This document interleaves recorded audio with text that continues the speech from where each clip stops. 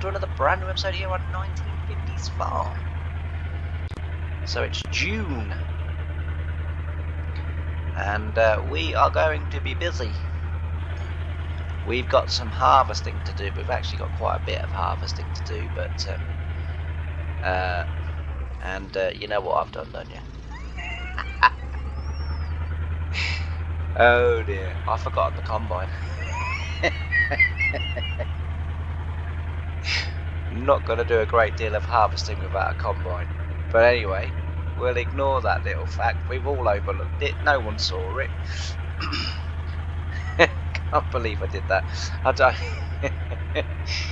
took the I took the Ford N down to Harry's farm. Did a few jobs around there with forklift. Moved food bags and food bits and other pieces. Just bits and pieces. I also came while I am actually here.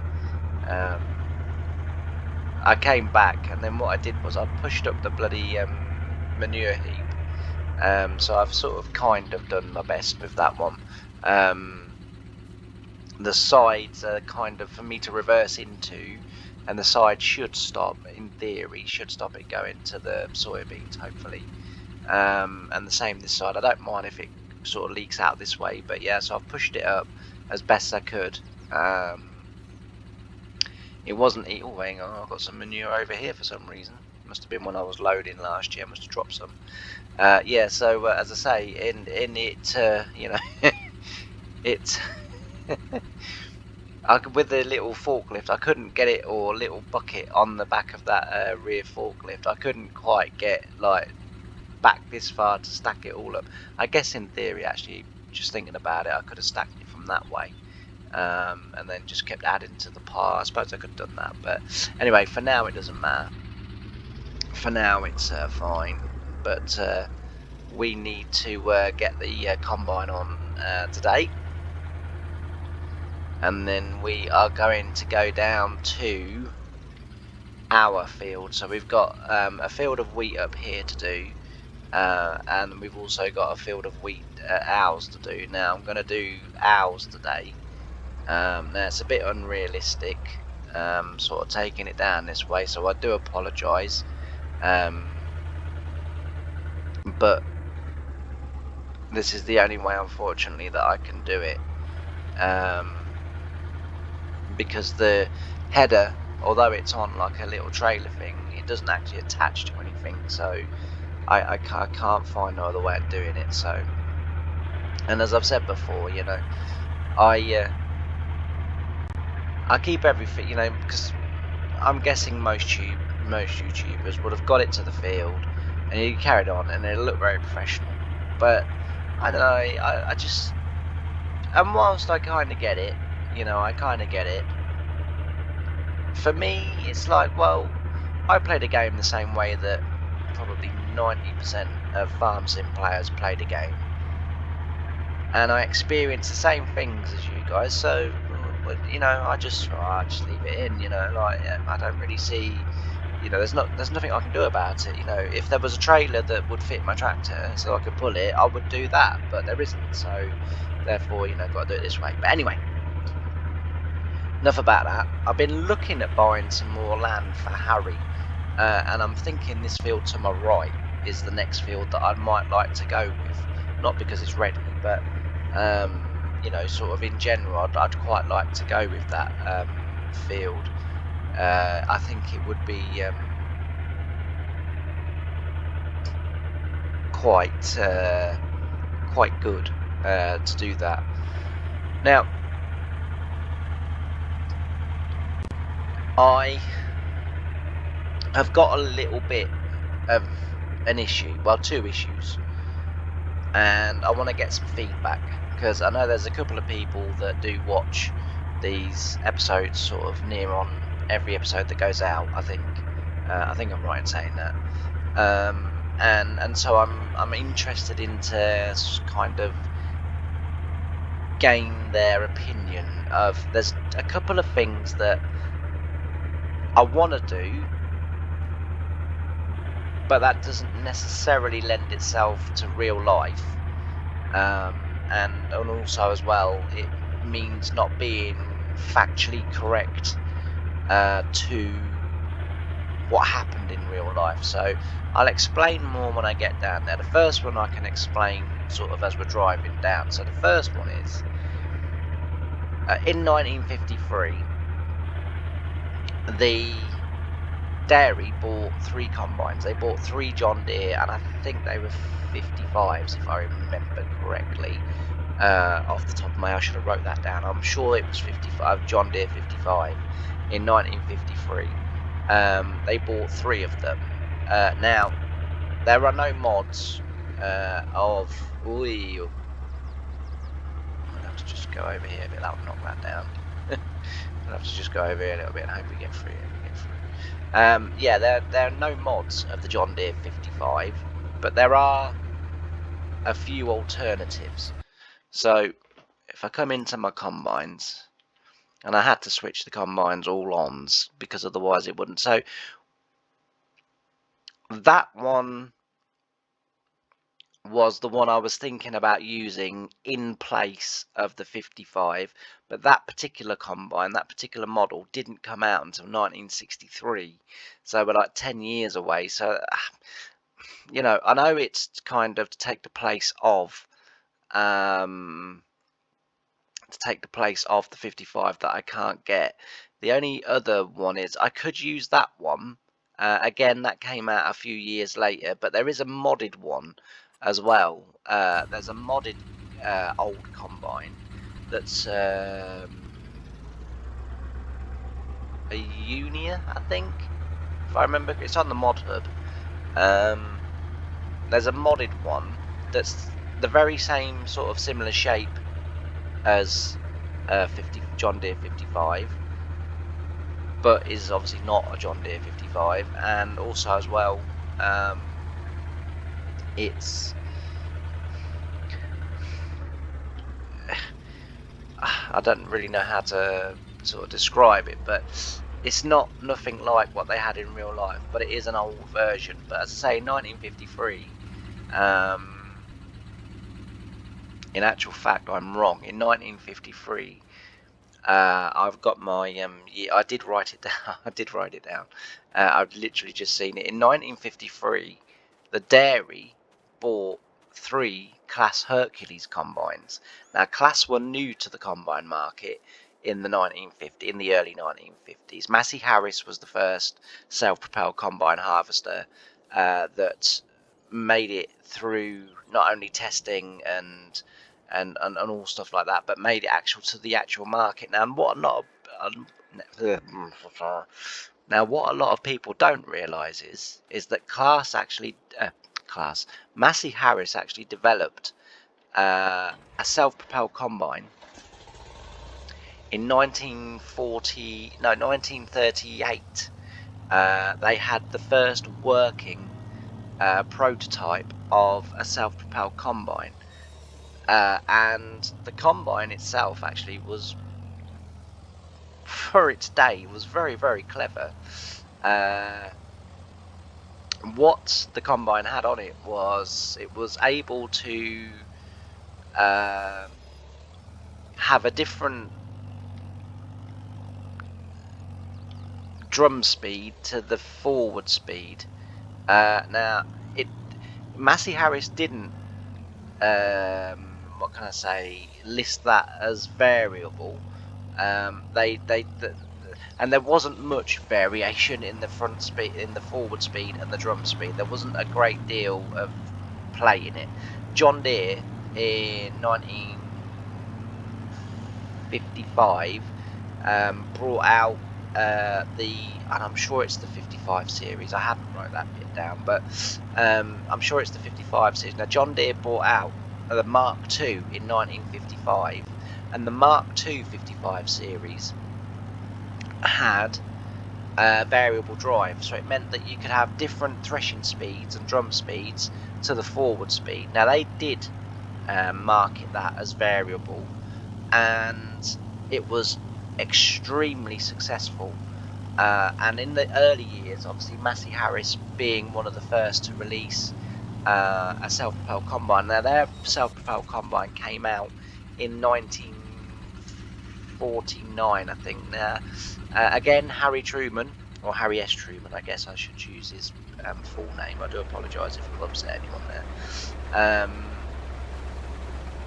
He was very keen to, what can I say?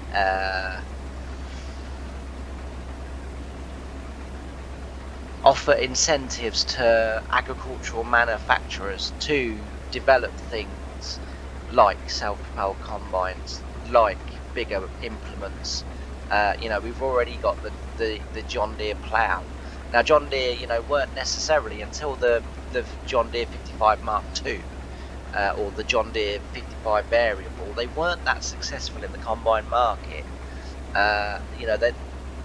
Yes, they sold units, of course, but they, compared to Massey Harris, they were not very successful. Now, European manufacturer Claas came into the fold in 1952 on the basis of they saw how successful the Massey Harris combine was, and they decided that they would quite like a piece of that market.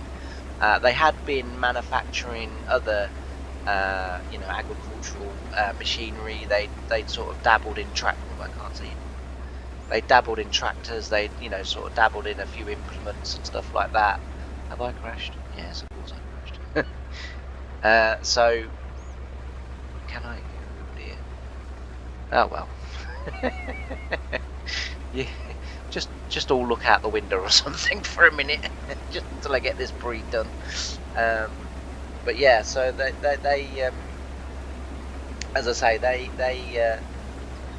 had sort of dabbled in, as I say, a few bits of equipment and then a couple of tractors, but the tractors hadn't wholly been successful. The Claas Hercules combine in Europe was outselling the Massey Harris combine quite considerably, which was a surprise apparently to many. And while I do look old, I'm not from 1955, so or 1950s. So whether it was the surprise that is sort of documented, but yeah, apparently that was quite a surprise that Claas, this new manufacturer, really in America, already reasonably popular in Germany and sort of places like that, most notably in Germany, because obviously they're a German company. But as I say, in 1953, I think it was 1954, what they actually did was they then started to export to America, and that's where their sales kind of sort of really started to take off. And again, Harry S. Truman was very keen to get on board. I have not looked too much into Harry, I have to be honest, Harry S. Truman, but I've got a feeling that, and I think this has already been told to me anyway, so I don't necessarily think this is me being quite what can I say, deceptive, if you like. I think it's already been sort of kind of told to me that he seemed a very agricultural based president to have. Now, whether he owned land or was a farmer or sort of whatever, I don't know. As I say, I've not really looked into him yet, but I am going to be looking into him and doing my research and sort of finding, because the more and more I sort of delve into machinery and I delve into kind of sort of what life was like in America in the 50s, leading obviously up into the 60s, and the more he seems to be promoting agricultural businesses over, say, steel industry or whatever. And obviously, the two go in hand, because you can't build agricultural machinery if you don't have the steel. But it just seems that he was really pushing the the agricultural companies to really push the boundaries of what was possible. And I think it's fantastic. I think it's absolutely awesome that, you know, that he had the foresight to do that, and you know, the courage to do that as well, because many countries didn't see I mean, Britain doesn't today. You know, we've had more new stuff come out, you know, over the last few days. So apparently now we've aided Brazil, Rwanda, and there are some other countries, but they were the most notable countries to myself. £15 billion to grow our food for us, as the Labour Party or Labour government continue to try and destroy farming. So they've now got you know, £15 billion worth of aid going to foreign countries to develop their farming, and so that they can grow our food. And when the Minister for Agriculture was up, I think it was I'm not saying that with any assurance, but when a Member of Parliament was asked, I'll say that much, why have we done that? He said, it's quite clear, Britain doesn't need its own farmers. We don't need small farmers at all. They contribute nothing to this country apart from taking subsidies and being able to keep their land, which is just complete and yeah, you know what I'm saying. And you know, he said the quicker that this government can get its hands on that land and start building housing and solar farms and stuff like that, the better it will be for the country. And he said that's one way that we're going to pay for it, in the land that we acquire as farms will be forced to sell off. And the other way that he said that the country was going to be able to pay for it was because they had now taken from the most vulnerable in society. They're now taking money from these people, so that's the elderly, the people on, you know, sort of disability benefits and stuff like that. They've said the money that we're going to save over the next 4 years of a Labour government through not paying them you know, the things they get paid for at the moment, which is like heating allowance, which is so like food, you know, and stuff like that. You know, he said that that's also going to contribute to paying Brazil, Rwanda, and as I say, they were, I can't remember, I can't remember who the other countries were, but I sort of dismissed the other countries because I thought, well, we're kind of already importing from them anyway, so I don't really see. But Brazil and Rwanda to actually grow our food, so they're specifically growing food for this country, and I just found it absolutely incredible that, you know, that's what our government think, that small farmers don't contribute nothing. And you know, the big farmers are coming out and saying, look, if it wasn't for the small farmers that are doing their bit, you know, we would not be able to grow enough, you know, we do not grow enough food on it. Because he's saying that the big corporation farms, you know, they should be allowed to get richer and bigger and what have you, which is kind of like a, you know, a contradiction, because on the one hand the way they're going to get bigger is by buying land, but on the other hand he's saying that any land that gets sold is going to be taken by the government. So you know, like I say, that it's, and I mean, it makes, you know, it just makes a mockery of this country.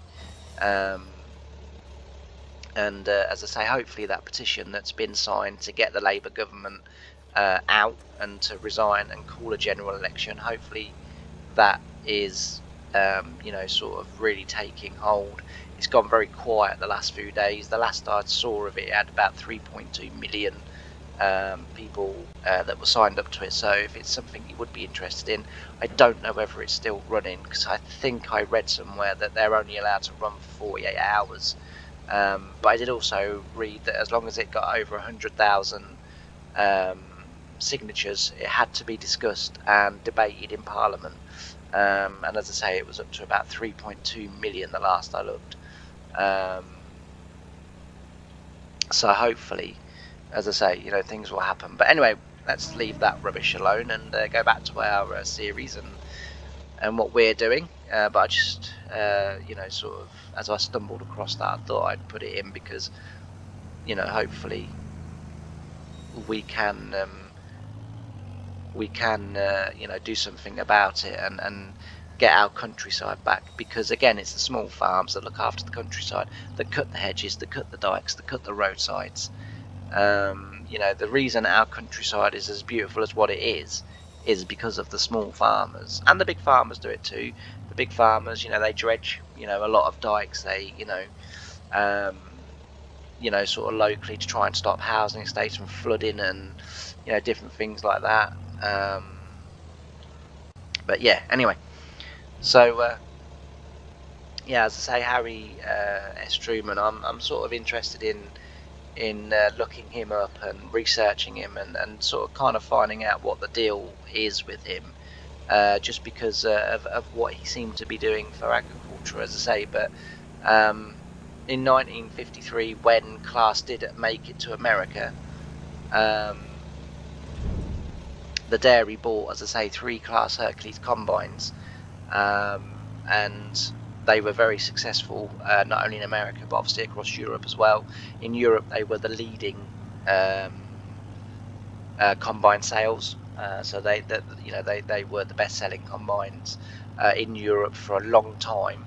Well, I say a long time, and until the John Deere Vary Speed came out, which was a similar price, but it offered a lot more capabilities. And the thing was with the variable speed was that obviously, whilst not greatly, but it was able to handle, you know, sort of wet weather or wetter crop better than what was on the market. Alias Chalmers and their All Series, I think it was called. I think it was an All Series. Again, I'd have to look that up to be absolutely sure. Which was also around at that time. That was the best, apparently, according to everything that I've read everywhere. And believe me, over the last day or two, I've been reading a lot. But they were the best wet weather combines. That and the Oliver, apparently the Oliver. Yeah, they were the best combines at dealing with the wet weather. But so yeah, you know, let me know in the comments, what do you think? Do I take because there is a Class Matador available as a mod on the mod hub, because I'm only really used for this series, apart from this combine actually, in all fairness, but this combine doesn't have any errors in it, and it was heavily tested before I put it into the game. But apart from this particular combine, nearly everything that's on here is mod hub or Itch.io or whatever it's called mods, because they are the best and most reliable mods that I've found so far.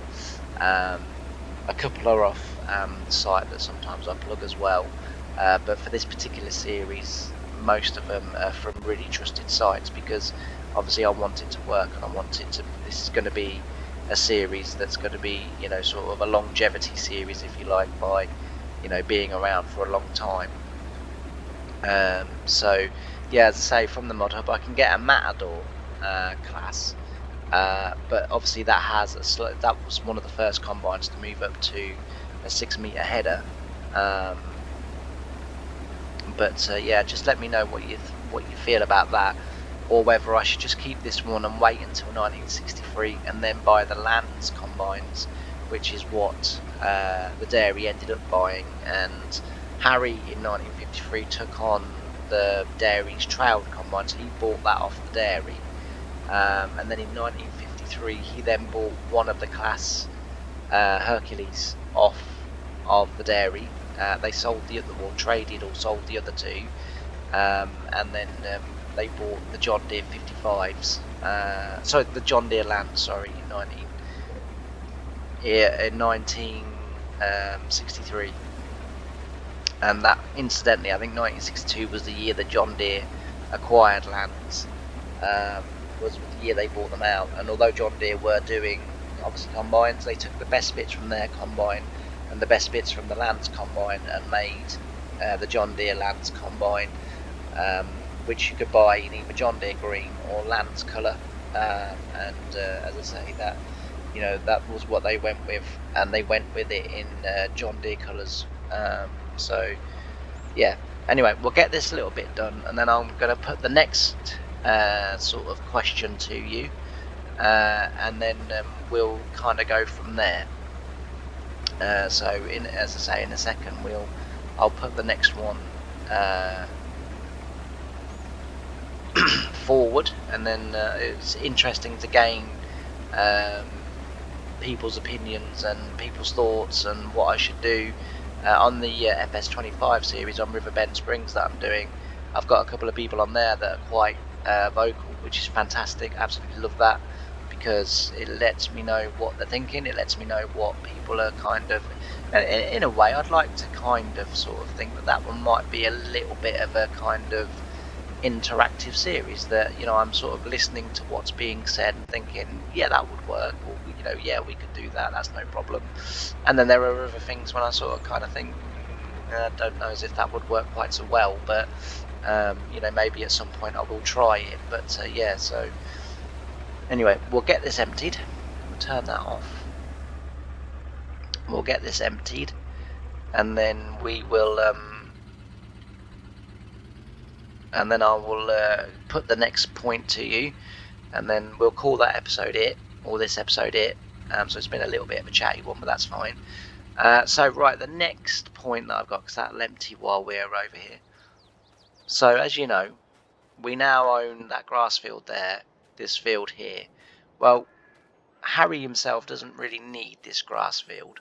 So what I'm thinking as point number one is cutting these trees down. So cut all those trees down, all the way along there. Get rid of all the brush, and then log them up.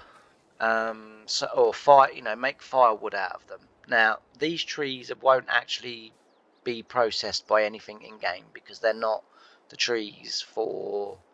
Yeah, I think that one might be, actually, to be fair. But this one isn't. These trees are not meant to be processed by game. They're supposed to be decoration trees. But there is a way that I can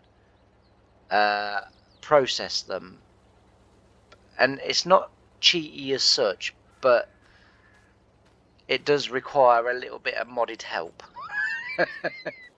But so what I'm thinking is, we cut all them down, make all that firewood, which does mean as well we're going to have a modern day log splitter, because I can't find any old log splitters in the mod sites and places where I go to sort of get them. There is no old sort of old-fashioned ones. And then come this side, so through here, and then cut all of these trees down. We can then push this field this way quite a bit more. It doesn't need to be as wide as that, but I put it as wide as that because that combine has a really weird collision on one end, and so it was going to always catch on those trees. But the other thing was, I wanted enough room around the outside of the field so that I didn't have to drive in the crop like I did that field, but I had no choice there. But that was the other reason why I did it. But we'd push this field back here. I mean, we could in theory join them up, but we're not going to, because that would be ridiculous. So cut all of these trees down as well. That comes all the way out here. So this field will then extend that way. So this field here would then extend out there, because we cut all those trees down. So literally cut every tree down on the land that we own, make it into firewood, sell the firewood. We're not going to get a huge amount for it, so it's not like we're going to be billionaires. Sell the firewood, and then we can sort of, as I say, expand this field that way a little bit, and then that way, expand that field that way a little bit, because we do actually own the field beyond this now, because as I say, and this is why this farm was chosen in particular, because it allowed me to do although it's not exact, and there is quite a difference, but it does allow me to do the things that happened in real life. So Harry and his parents had a farm that was a little way away from the dairy where Harry and that worked. So the dairy is out there, but we now own this as well because Harry bought the field. So this is all one field, and it goes to the big soybean field that the dairy are growing. This was the soybean field, and it came all the way up here and all the way out there. Now, in real life, it wasn't as big as that, but this was the field that the game had, and that was what I had to farm. But it was only, I think, 3 or 4 years after Harry had got going that he bought the land out the back of his, because it backed onto his land. So the dairy cut across, and they bought the field which we bought, the grass field, and they went sort of that way. They then put a divide between their land, and then sort of Harry was able then to come this way. Now we could, in theory, put a divide down here, and then make this and that field all one field, or we could spread this field out here, or we could make it grass, and then we could sell, hay bales, or we could maybe do silage or whatever. But we've got the option of expanding right out here and cutting all these trees down. Now we're not going to be cutting all these trees down in one winter. That is, I'm thinking winter jobs. That's what I'm thinking. So each year, we do a little bit more in the way of winter jobs, and rather than me skipping the winters, this would be a way of actually doing videos over the winter and doing other work. But the way that I would have to do it is this. I'll just make my way back. So it's a vast area of land that we own, but I just skipped my way back. Right, the way that I would have to do it is that I would, well, I say the way I'd have to do it. This is the way I kind of think you would do it.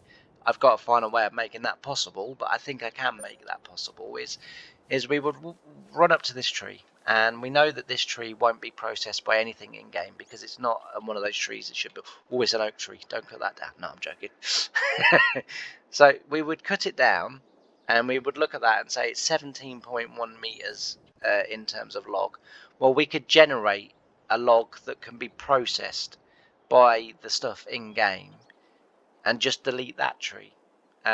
So we delete the tree, but we generate a log that's 17.1 meter, or 17 meters, because I wouldn't be able to do the 0.1, but 17 meters, and then we can process that log.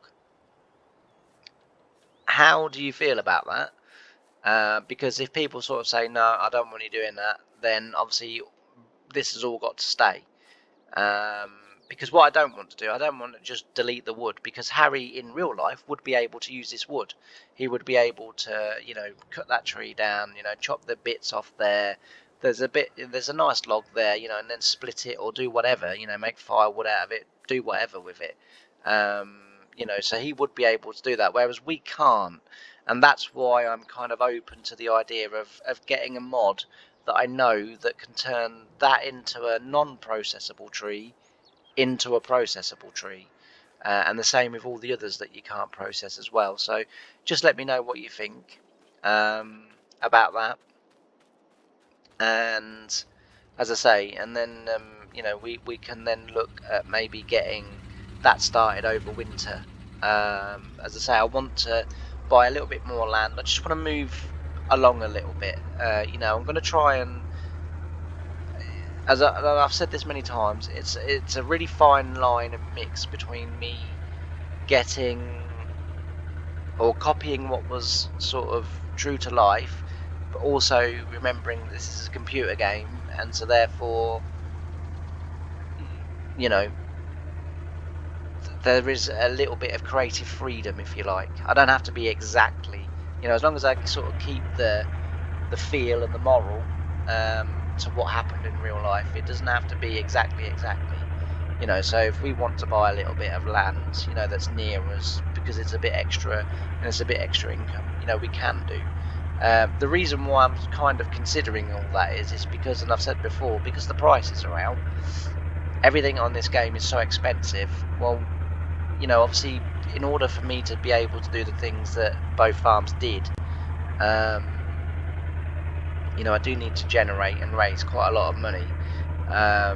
So that's the reason why, again, I would, sort of consider doing that with the trees, right? What we're going to do is we're going to get this over to the next field, because we're going to then start the dairies wheat. And what we do need to do is we need to make sure that the shed that we're going to tip it in is empty, and then we can crack on with that. But yeah, so we'll get back, as I say, and then we'll do that. And that'll be the next episode. We will do the wheat field at the dairy. But yeah, like I say, it's you know, I'm trying to balance between real life gameplay and keeping the save relatively interesting. I mean, at the end of the day, you know, we're only going to be using the log splitter, the firewood mod that got released, the log splitter out of there, and we're just literally going to process them into logs. So, you know, that would be one video, but it's in sort of entirely up to, you know, what people think, you know, about how, or we, you know, how I go about that, or how we go about that, you know, because I obviously want you guys to have a bit of an input on this part, because I'm sort of undecided, because I don't want to then I don't want to start getting fanciful, do you know what I mean, where you start getting a little bit make-believe, you know. I want to try and keep it, as I say, as real, but at the same time, I do want to make the videos interesting. I do want to keep the gameplay up.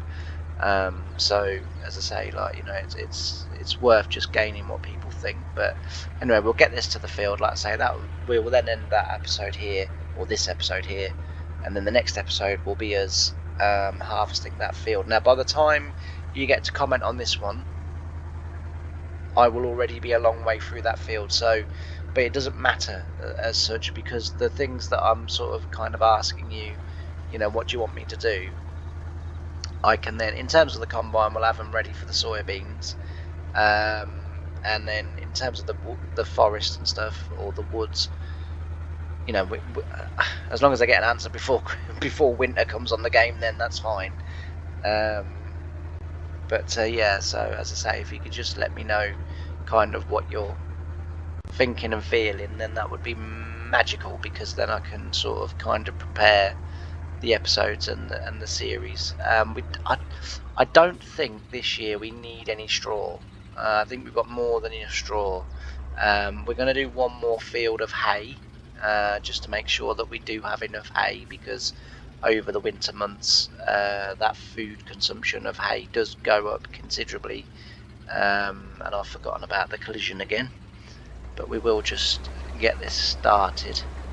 Just go a little way down, but I say I want to spread it on here so we're not trailing. But I say we don't need the straw, so I'm not going to trail any of this, because there really is no need. Right, we'll leave that there. And as I say, what I'm going to do is I'm going to leave this episode here. I've just got the trailer to tip into our silo, which is fine. And then, as I say, next episode, you know, we'll be harvesting this. I might as well, in the next episode, go back to the old way of doing it a little bit, just because there isn't going to be a variety of jobs that I can be doing. I've got to harvest this field. That's what's got to happen. And unfortunately, you know, there's no short way of doing it. I've got to harvest this field. It's a big field. It's a relatively big harvester, to be fair, but it is going to take a while. You know, because the only way I can harvest these fields is by going round and round and round and round and round. So it is going to take a while. But as I say, we've got to do that in the next episode. We've got to harvest this field. So yeah. Anyway, thanks ever so much for watching. I look forward to seeing your replies and your comments and your thoughts and your ideas. And if you haven't done already, don't forget to subscribe. It's free to do, and it's very easy to do. The majority of my viewers on these 1950s farms videos are not subscribed. So if you would consider just subscribing, that would really help me. It would really help the channel to grow, and you know, to continue bringing you know, videos to you that hopefully, you know, you enjoy. If you like this video, don't forget to give a thumbs up. And like I say, I look forward to your comments about what we should do. And the cows are looking good.